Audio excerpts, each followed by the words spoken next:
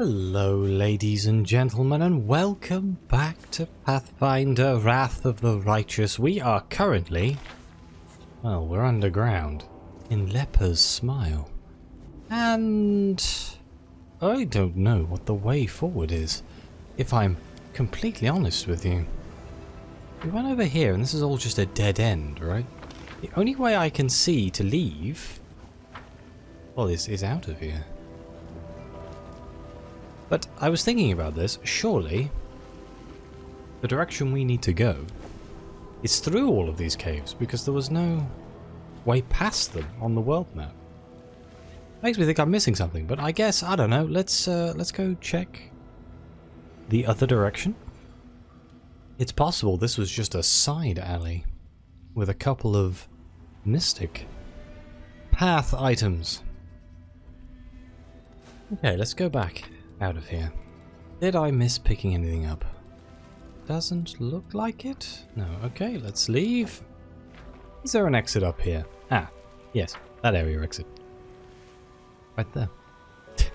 Oh, wait, no, not that direction. This direction.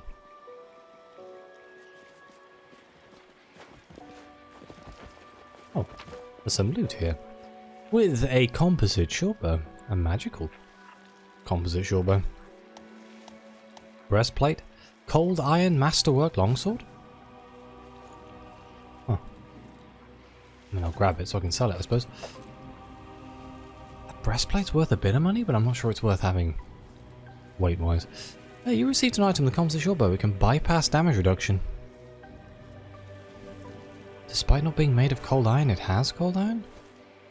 Interesting. Hang on, let me have a look at that. View. Hunter's Assurance. Whenever the wielder of this +3 bleed composite shortbow confirms a critical hit with it, the enemy suffers a -1 penalty to AC until the end of combat. Oh. 4 to 9. Can Lan use that?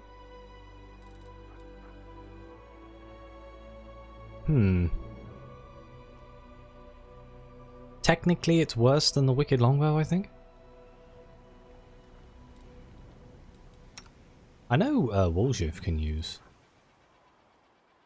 a shortbow. 2 to 7. 4 to 9. The better shortbow for Woljif. I really should actually get him to use a shortbow every now and again, rather than just charging him in, but you know. Not my finest. Choices here. Breastplate, we can leave that behind.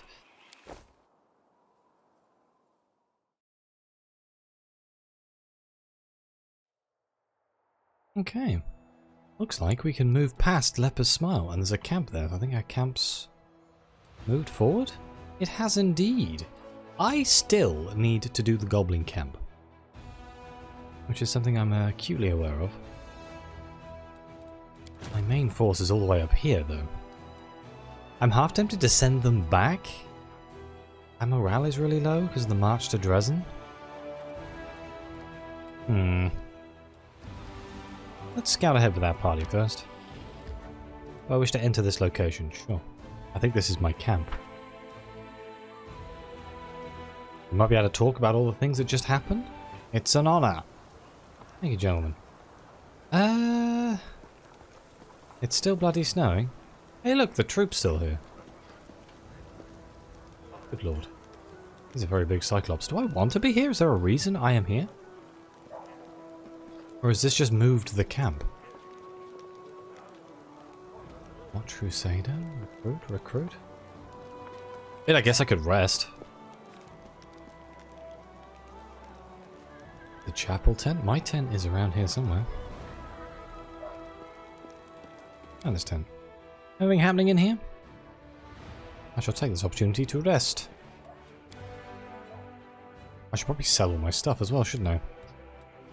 You know why you have no stamina? Because as soon as we stop anywhere, instead of helping to set up camp, you just drop like a rock. Nah, I drop like a rock because I've got no stamina.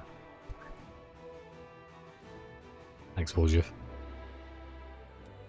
Let's see if we can find the vendor and sell some of this stuff that we picked up.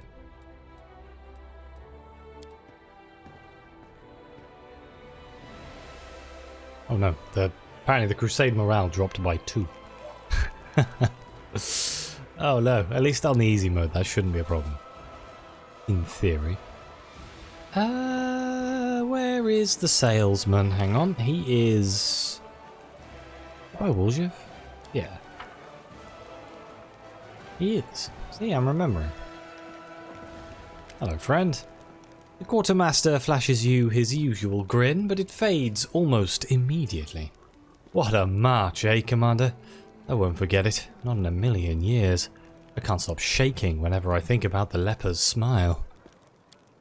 It's a miracle that we lost so few back there. The soldiers realized that if you'd made the wrong decision, half the army wouldn't have made it out. They're scared. They're scared things are only going to get nastier from here. What if we held awake, lit up the bonfires, poured some wine, raised our cups in memory of the fallen? It'd do the troops a world of good. Sure. Why not? We'll commemorate the fallen, give the soldiers some wine, but not enough for them to get smashed. Never, Commander. Everything will be solemn. Everything will be proper solemn, and with due respect for the fallen. We're mourning the dead, not celebrating a wedding. How are things in camp? Imade be praised, everything's fine. We're well supplied, nobody's going hungry, and the sick, well, you can't run a military campaign without someone getting sick, but they aren't taking up more beds than usual, except... Quartermaster looked at the mound of equipment, bearing the signs of recent tinkering. We're having a little problem with the soldiers' gear. The army has a standard that dictates who gets what, except this standard is only good for fighting around Canabras. Needless to say, the conditions inside the Worldwound are completely different. The scouts have been complaining. The local vegetation is like razor blades, they say, and it's slashing the soles of their boots to ribbons. Their cloaks might protect them from the cold, but they're useless against acid snow or caustic mist. The scouts are missing plenty of vital gear. A coil of rope is a simple thing, but there's not even enough to go around. Can you imagine? How are they supposed to scale mountains and with no rope? I've been thinking.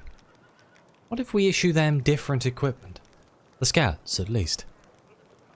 I mean, he raises a valid point. I'm afraid boots and ropes alone won't be enough. Put the scouts on horses and provide everything they need. Well, how does putting them on horses help? That just means that the feet of the horses get cut up. And the acid rain stuff just kills the horses. I'm going to go with equip the soldiers as you see fit and hope this man isn't a spy. That's more like it. I'll make sure the troops have everything they need and then some. An army moves faster if it has fleet-footed scouts. Alright, give me what you've got for sale. Anything new in here? I wouldn't know, to be honest. I don't really remember what you were selling before. But for now, let's just bulk sell. That's quite a lot of money. I have it set for masterwork. Yeah, I do. I could sell all of these harnesses that I'm just carrying around, but... Oh well, it's fine. For now, I'll just sell my bulk and move on. Anybody else I should be talking to here? I could talk to my party members and stuff, but... With grace? It's that bloody mysterious elf again. Get out of here. What the hell do you want from me? Ildor, who was that? Ildor nods approvingly. You've earned the title of Commander. Canabra still thanks. You've earned the title of Commander. Canabra still stands thanks to you. But you'll have to be doubly on your guard. Your Eminence places a target on your back, and there are assassins about. Killing a high-ranking crusader would bring a demon far more prestige than killing a common soldier. Not long ago, I stymied a few of the Spinners of Nightmares' attempts on the lives of influential crusaders, so I know what I'm talking about. Who was that elf you were talking to? She didn't introduce herself, but she was greatly interested in the volunteers that had joined the army. She thought I might know the elf she was looking for from my mercenary contacts. But I couldn't tell you any more than that. He never shared his name. Hey, what influential crusaders did you save from the Spinner of Nightmares? I've been hunting the Spinner of Nightmares for over a year. My agents, by that time, had created a proper network, reported to me that she'd returned to Nero Cyan. I immediately suspected that she was planning a great atrocity. By that time, I'd learned all too well that the Spinner was master of illusions and charms. That's why I never left the house without this. Hilor takes a monocle from his pocket and puts it on carefully. This is the Eye of Truth. It allows me to see through illusions. My friend got it from the priests of Nethys. However, neither this monocle nor my network of agents were adequate to prevent the attacks, and we were nearly too late. The Spinner of Nightmares decided to strike at the Cruciform Cathedral. They had gathered to celebrate the victory of the First Crusade. It was a great holiday, and there was a lavish ceremony at the cathedral. An influential priest, Anthoclitius, was in charge of the festivities. They were intending to crown him with a tiara, a symbol of his high status. But the sacred tiara had been replaced. The Spinner had obtained an Incutilis, a sentient and rather ominous cephalopod from the other end of the world. She'd raised it from an elver and trained it carefully, and she cast an illusion on it so that everyone would see it as a tiara. The moment its shell was placed on Anthocleus's head, the cephalopod would release its tentacles and penetrate the priest's skull. Its poison would seep into his brain, and it would seize control over his dead body. However, we were able to stop this madness in time. I spotted the Spinner of Nightmares in the crowd, chased her down, and we ended up crossing swords on the roof of the cathedral. I nearly defeated her, but she flared upon a giant stallion, which was able to run across the air as if it were the ground. I was so close to catching her. She'd suffered a setback, but I let her escape. Hiltor's bitter and angry smile shows he hasn't made peace with his failure. Well, let's get out of here. I think I'm just going to carry on with the map and see if we can get to the goblins. Because it's behind us. What was that, an earth elemental? What the bloody hell was that? Whose earth elemental is that? Summon small earth elemental. Interesting. Is this not the exit? Oh, I've gone too far. We'll take the crew that we currently have. Okay. Can I get my army back here? I believe that we're not really strong enough. No, it's a 7 army, man. Do we move forward instead? Alright, let's move forward instead.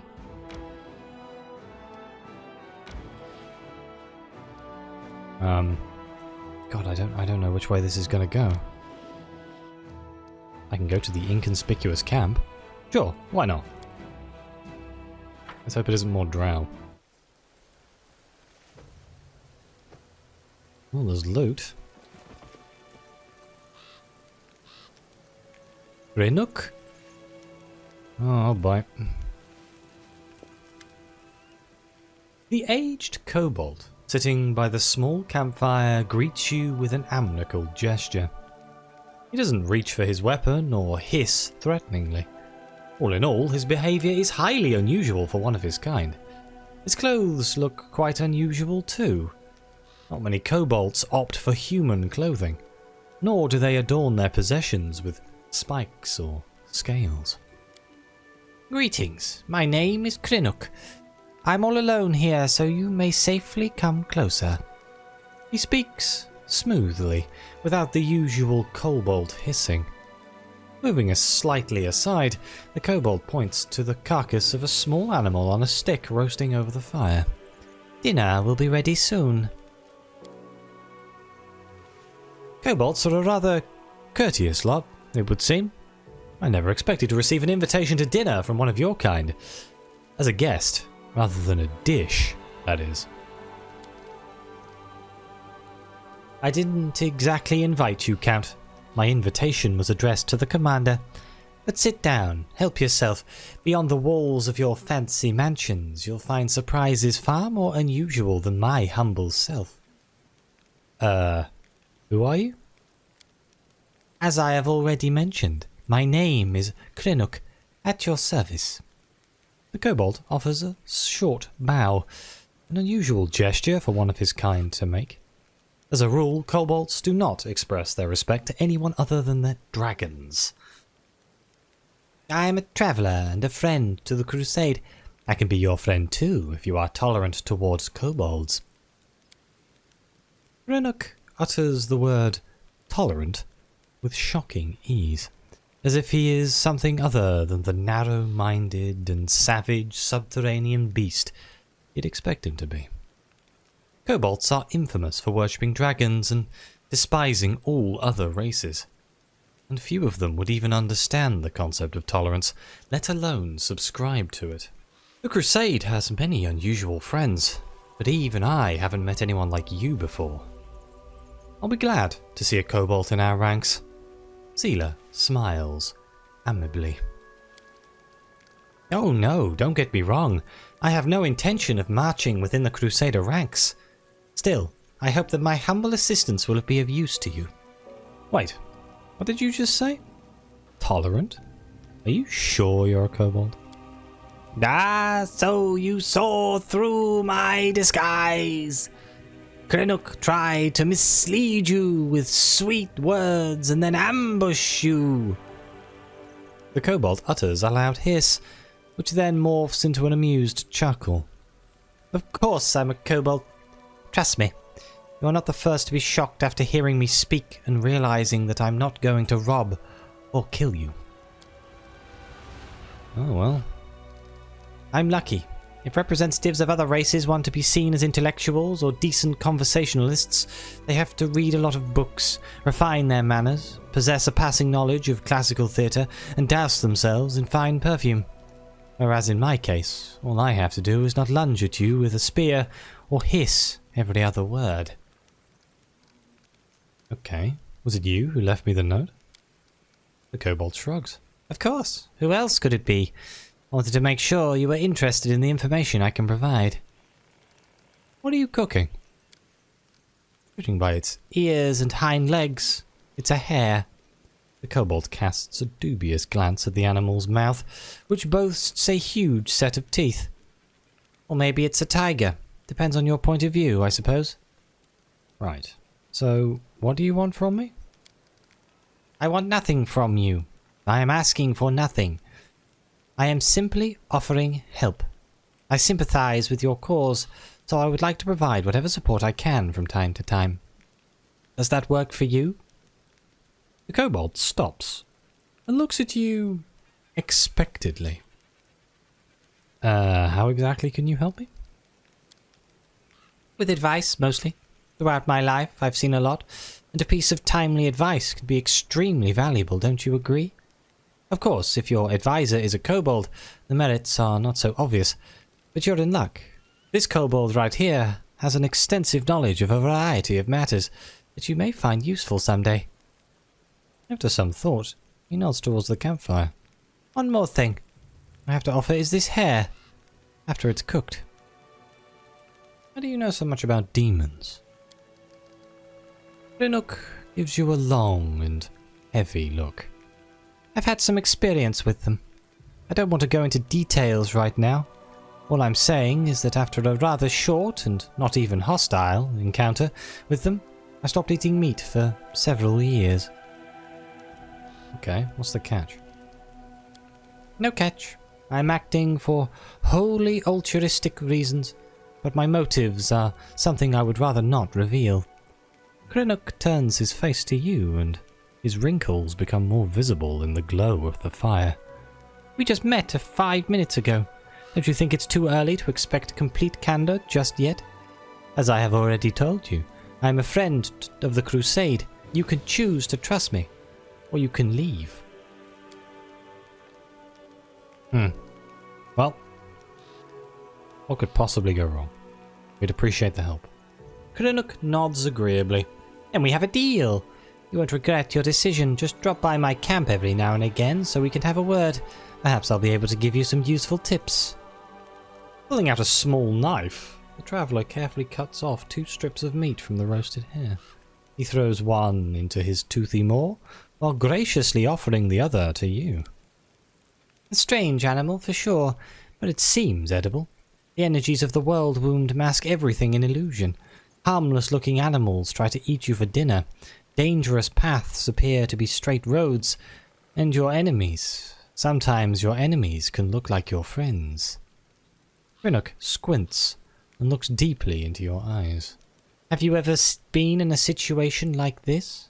First you think a person is your friend, an ally, but then the scales fall from your eyes and you realize they are actually your sworn enemy. So you catch this person, you tie them up, and then you start thinking, how should you treat them now? Like your enemy? Like your former friend? It's hard to decide. What would you do if one of your friends turned out to be a traitor? Oh. Are you talking about someone specific? Wow, your question reeks of paranoia. No, I'm not talking about anyone specific, and I'm not implicating anyone. The kobold chuckles. I'm sorry, it seems my joke has spoiled your sleep for the next few nights. We have a couple of options. Good. Those who have lost their way must be saved. We need to help them return to the path of righteousness. Lawful, every traitor must be executed. There's no other way. Chaotic. I'd try to find out what would force the traitor to reveal the truth about their real masters, then do whatever that is. Or evil. I would torture the traitor for days and make them beg for mercy. Let's go with good. I'd like to go with chaotic, but that just seems weird. Did some cleric tell you that? And have you ever seen one of those who returned to the path of righteousness? Stop listening to others and use your head. We're not talking about children here. The decision to collaborate with demons is a little different from yanking on the family's cat's tail. To make such a decision, a person would have to be a truly vile scumbag. Oh, just where do you people get this beautiful naivety from? Something in Crinnock's voice sounds merciless, like cold steel. If you catch a traitor, grab them and shake them till they spill everything they know. Some need to be tortured, others will crack if you threaten their family or bribe them with promises of mercy and gold. Wring the traitor dry like a rag mop. And think about war, not about ethics. At least that's what smart people write in books. The fervour fades from the kobold's voice, but subtle glimps still flicker in his eyes. You got really worked up there. Who? Me? Not at all. You say that like you're an expert on kobolds. As if you can intuit our deepest feelings and emotions. Let's just go with I'm not convinced here. The kobold shrugs. Was I trying to convince you? I was just stating my opinion. Then again, if we're discussing traitors, it's fortunate that betrayal is not reserved for mortals alone. Demons stab each other in the back far more frequently. The rumour is that there are at least 2 demon stashes within Dresden, filling with arms and supplies that were stolen by Descartes and Baphomaites, and vice versa. One of them is near the entrance to the fortress, while another one lies to the entrance to the citadel. Well, that is valuable information. Of course it is. I wouldn't waste your time. Cracking his knuckles, Crinnock gives you an inquisitive look. I hope that when the time comes for you to make real decisions instead of hypothetical ones, your wisdom won't fail you. Just one bad choice can turn a revered leader into a disgraced pariah. I've seen it happen before. I've lived through something like that. My tribe suffered a disaster caused by just one bad choice. Can you even imagine? The kobold squints sadly, his shoulders slumping a bit. With a sigh, he begins to talk. I don't like telling this story, but it might be useful for you to know it. Perhaps it will serve as a warning. Sure. Crinnock clears his throat and starts talking in a sonorous voice that reveals his experiences as a bard. I was born into a mighty and proud tribe of the Night Ruby. Our caves were vast, Our mine shafts were rich in quartz and metals, and our underground lakes were brimming with fish. And of course, we had plenty of slaves. The Night Ruby was a model of Kobold success. It was a tight-knit, greedy and aggressive tribe that intimidated even a few of the nearby human settlements. But there was a flaw underlying our power. Once, long ago, a leader of our tribe signed a pact with devils, promising them the soul of every tribe member in exchange for help and prosperity. Since then, every new All-Watcher had to agree to the pact, and the power of the tribe grew, as did the number of lost souls. It was like that until our leader, Urmak, came to power. She was a principled and proud elder who didn't want to bend the knee to hell, so she refused to sign the pact, and all kinds of calamities befell our tribe. The tribe was attacked by its neighbours. At the devil's instigation, epidemics broke out. Then our slaves rebelled, then came after their former masters in the dead of night. Our clutches of eggs were ravaged, our altars were desecrated, and our warriors were slain in their burrows. The slaves paid us in full for our cruelty and arrogance. They hunted us, chased us down through the caves and mine shafts, level by level. When we were finally left alone, we had no idea where we were. All we saw around us was darkness, and lurking in that darkness were bloodthirsty and dangerous predators. After raising his voice dramatically, Renok suddenly stops, and he adds with a teasing smile, "I think this moment is enough for a cliffhanger to stop here."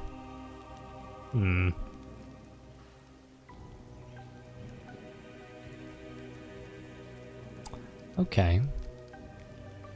I have a question about demons. You have mentioned you know a lot about them. My humble knowledge is at your disposal. What's the main weakness of a demon? It's the fact that they are hostages of their own nature. And by their nature, demons are just a bunch of mad apes, a grotesque parody of ordinary chaos. You don't need to make a bunch of apes angry, you just give one of them a banana and arm the other with a stick. They'll kill each other without your direct intervention. Wow. That's oddly philosophical. How do you know so much about demons? Krennic gives you a long and heavy look. I've had some experience with them. I don't want to go into details right now. All I'm saying is that after a rather short and not even hostile encounter with them, I stopped eating meat for several years. Do you know anything about wounds inflicted by demons that first appear, then disappear, and later reappear again? Do I need to resort to platitudes such as the weirdest tricks can be expected from demons, or can I just skip that part? I never heard anything like you're describing, but new sorts of nasty stuff appear in the world wound every day. However, if we think about it some more, don't you think that this wound doesn't cause enough trouble to be something the demons did to you on purpose? When you're hit by the magic of the abyss, you know instantly that death is coming your way, and fast. Should I say I have my suspicions? Here we go. I come in friendship and right away I'm distrusted. So what is it that's got you worried? Your words are full of mysterious omissions. What can I say? I'm a kobold of many secrets and contradictions. I keep my mouth shut and the rest of the world at arm's length. That's just my nature. I can't help it. Okay. Can I know more about you? We know enough about that, I think. Have you heard about my unusual powers? I've heard you're either extremely lucky or quite the opposite. You survived the massacre in Canabras just to spearhead a new suicide mission. On the other hand, you survived then, and most likely you will survive now. Good luck in this noble endeavour. Well, thank you, Kobold. Good luck. I believe you'll need it. How very, very bizarre. Do you mind if I loot this sack? Elven notes? When we find the storyteller, we're going to have so many notes to give him. Just going to check there's no like items or anything back here. I don't think there would be, but you never know. It's my time to shine. Okay, yeah, that's the edge of the map right there. Never mind. Let's get out of here. The underground hideout? I guess we could check that out. Can we get over there? Or is that across the river? That's across the river. Never mind. Okay, let's keep going forward. Where's that go? That takes us towards a demon army. Okay, let's use the actual army to fight that. Oop.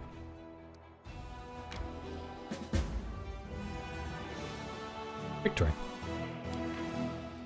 The cultists protected their caravan of valuable supplies to the death, but the crusaders prevailed. It seems that the demon worshippers plundered the treasures from nearby Sicorian ruins. Resources found. Money. Right.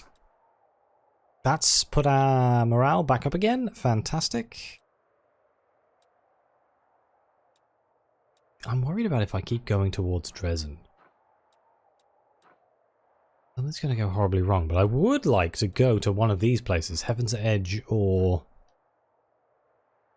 Current Glen. Let's get my guys and see if we can find a path.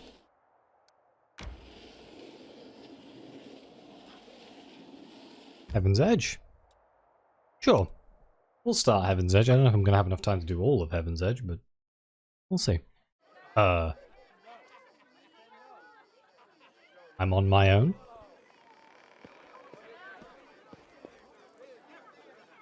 Why couldn't all these aristocrats just stay in Canabras? Why have a feast in this accursed place?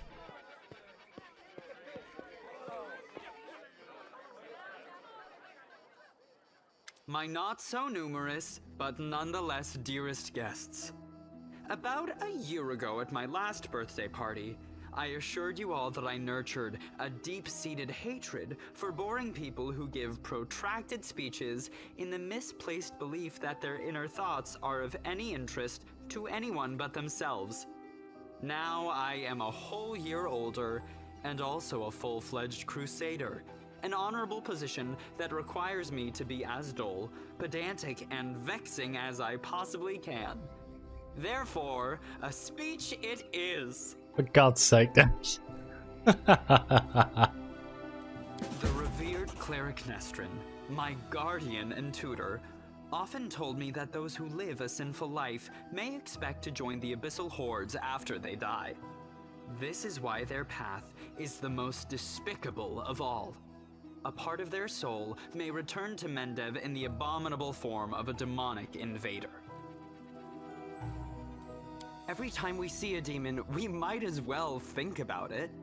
What if this wretched creature used to be your great-great-grandfather?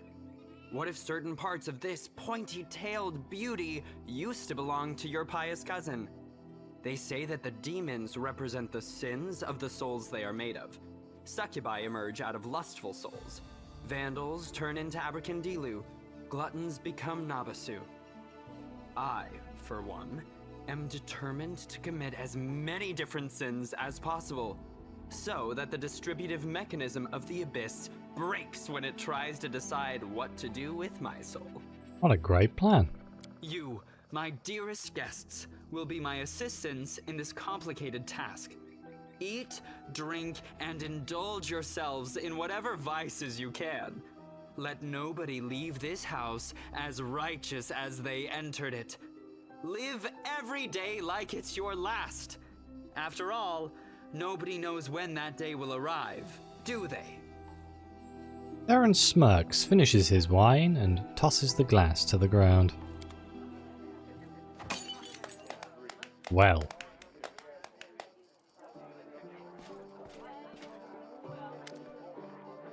How interesting. Inquisitor Lorter whispers in your ear from behind. Did you find anything interesting? Nothing really. I just took note of a few things. I attempted to find out whether anything unusual or mysterious has happened to the Count over the last 10 years.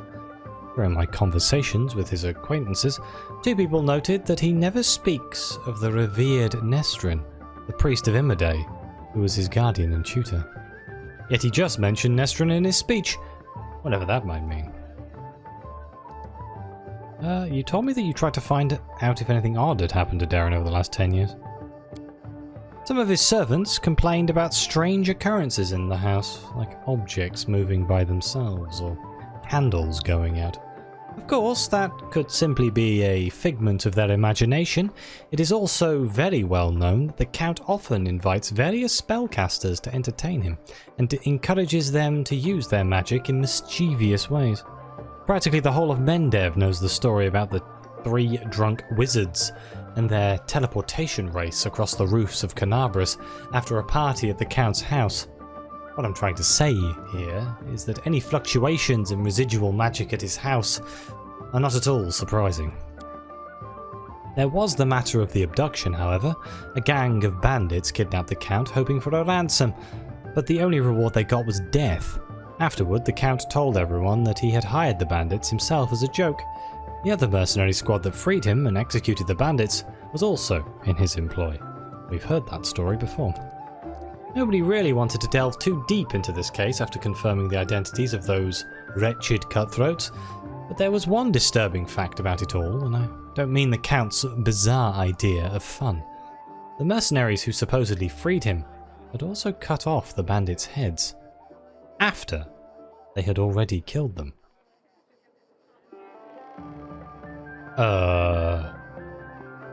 Their heads were cut off? You mean the bandits who attacked Darren? Yes, perhaps I wouldn't have even noticed this detail had I not visited Heaven's Edge right after the tragic incident.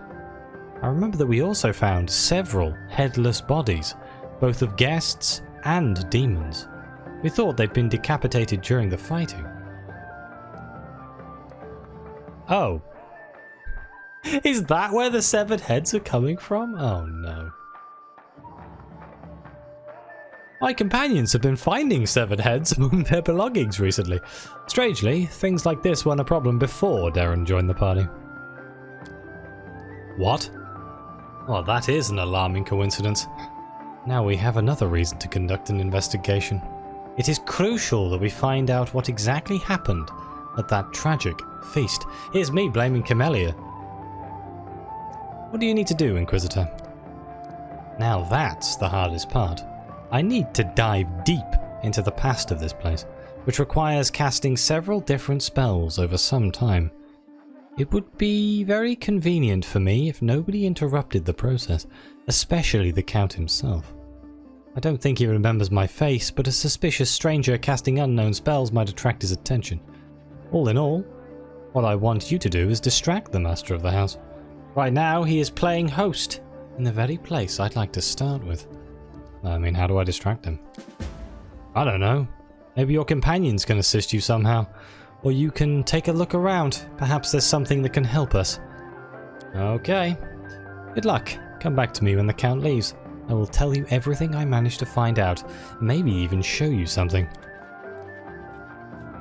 Should we have a look around or should we talk to our companions? There's so much stuff to loot here.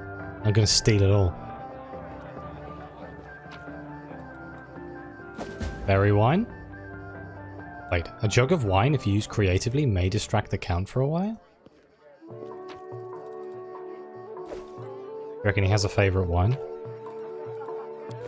Bunch of random reagents? Butter?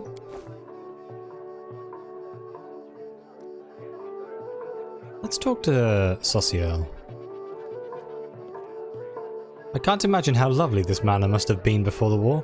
I yearn to set up my easel in one of the pleasant little alcoves and paint to my heart's content.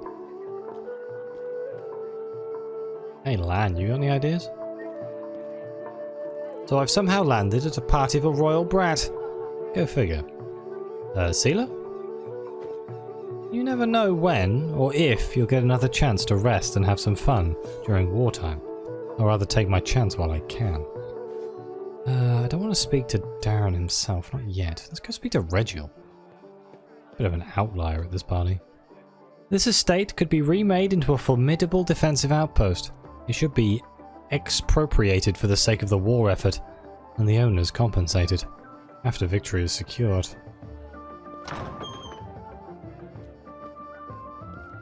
I am going to go through that door, but can I world knowledge? There are occasional traces of older masonry and foundations, It looks like the building was reconstructed several times. Go check inside. I think the music's going to get louder, isn't it? Yep. That's going to be a pain in the ass in editing.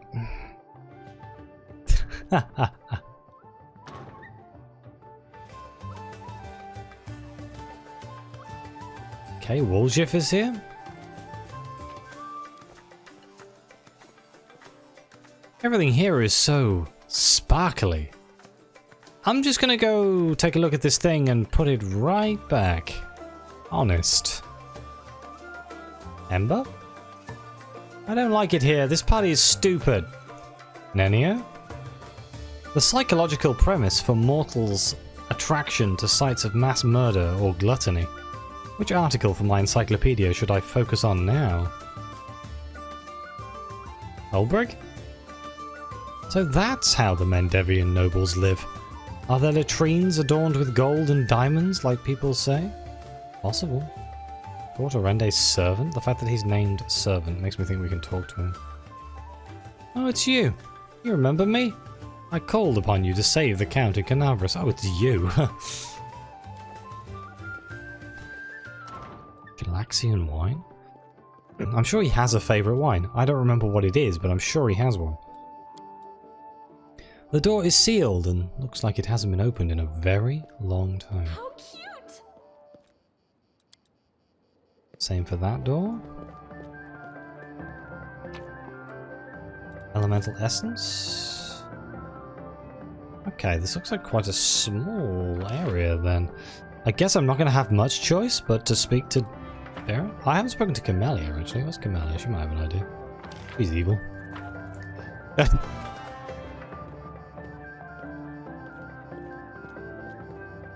I adore this estate. So much beauty. So many quiet nooks.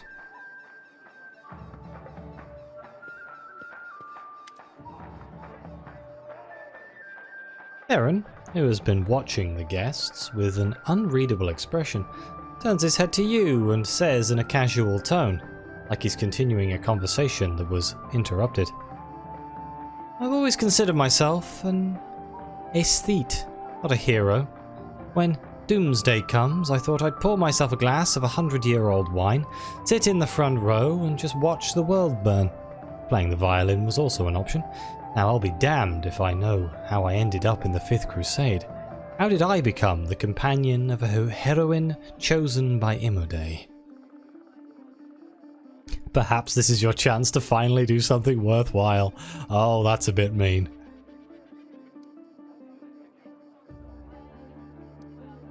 Let's go with sometimes the most casual occurrences dictate our fate's course.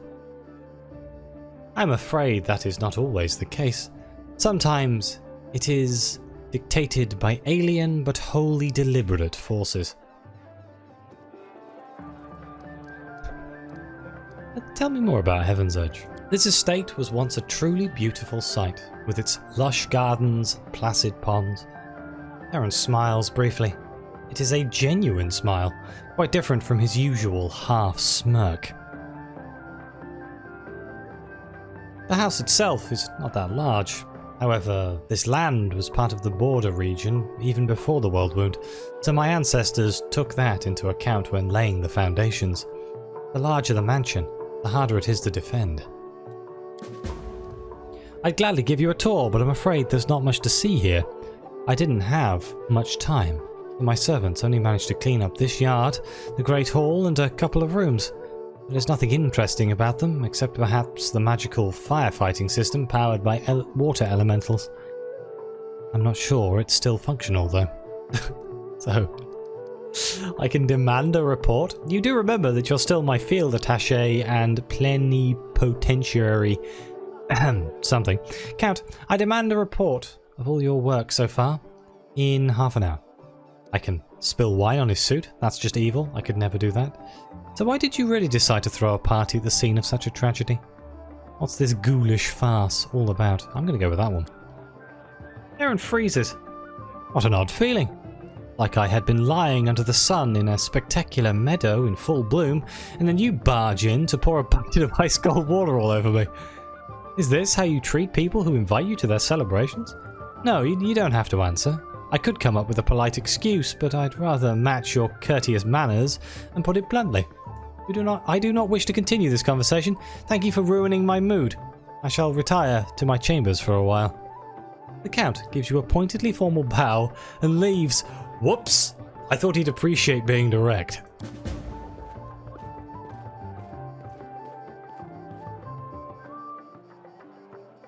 Guess not.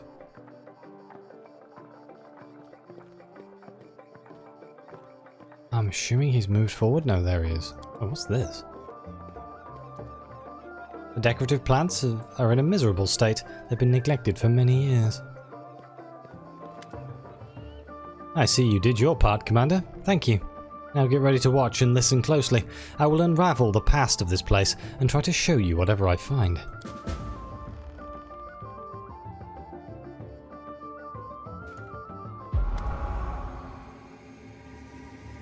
Oh. The hum of voices, laughter, and music fills your mind. And the visions come, fragmented and hazy at first, before eventually coalescing to reveal a single face.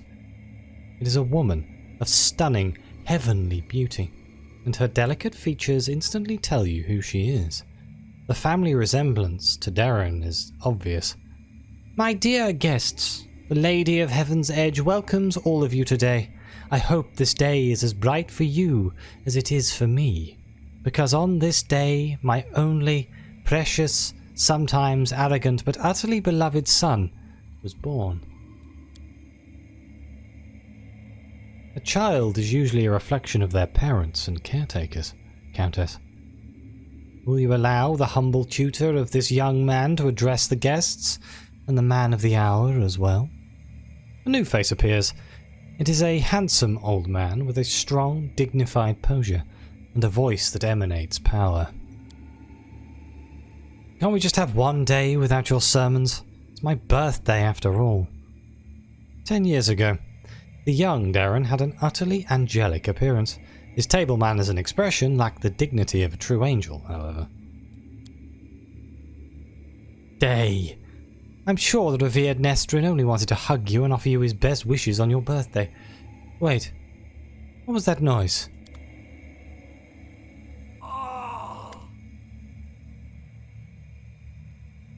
Oh no, it's Lilith.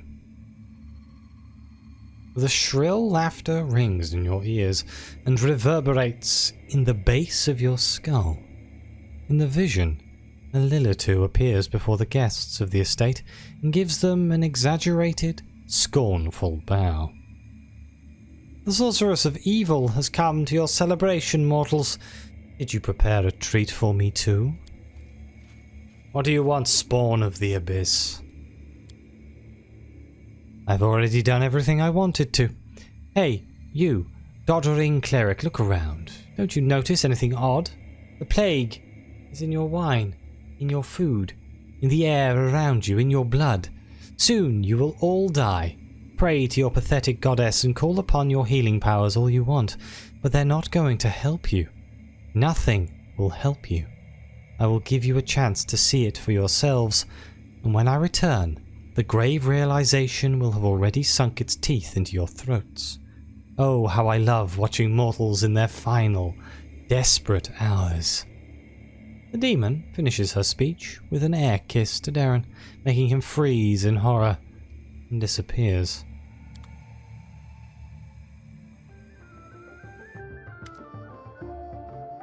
Litter shakes his head and slowly exhales, rubbing his temples. The first appearance of the disease and the Lilitu. One of the many sisters of the accursed Menago.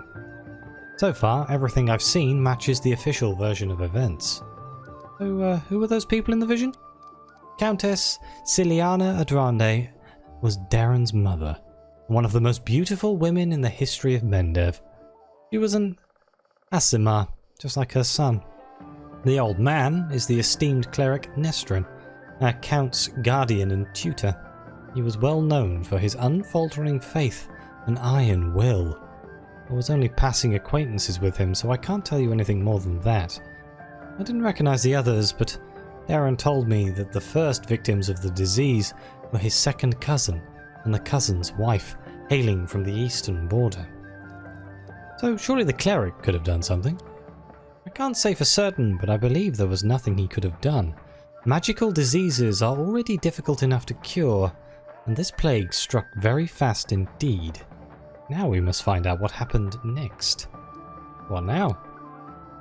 I can sense the aftershocks of a very strong outburst of emotions and memories somewhere in the west wing of the house.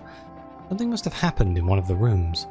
Please check if anyone is in there and distract them, if need be. Lure Darren out of the room. I'm so sorry. Oh god, I've just told him to bugger off. And now I've got to tell him to leave? But I think I'm going to stand out here because I need to end the episode, I think. We're going to carry on with Heaven's Edge in the next episode. I apologize if my voice sounds terrible. I have been afflicted by the hay fever, so I don't sound quite as good as I normally do, and I've edited out billions of coughs, I'm sure.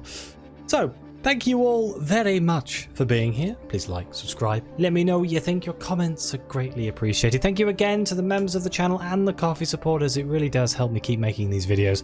And as always, I'll see you next time.